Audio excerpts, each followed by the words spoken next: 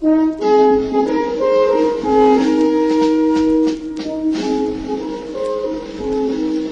ben je nu bij de soldaten, vergeet me niet, mijn hartedief.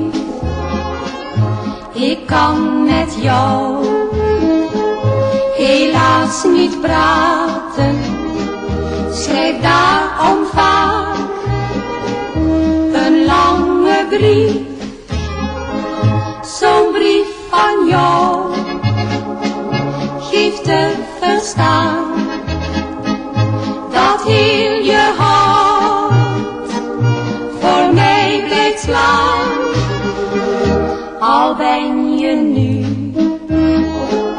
bij de soldaten, vergeet me niet, mijn hartedief.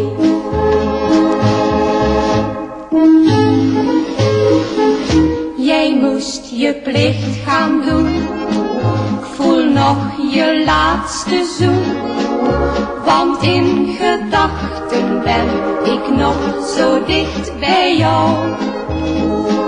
Nu ik moet slapen gaan, zie ik de volle maan en voel pas goed, mijn schat, hoeveel ik van je hou.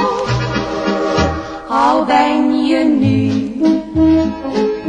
bij de soldaten, vergeet me niet, mijn hartedief. Ik kan met jou helaas niet praten, schrijf daarom vaak een lange brief.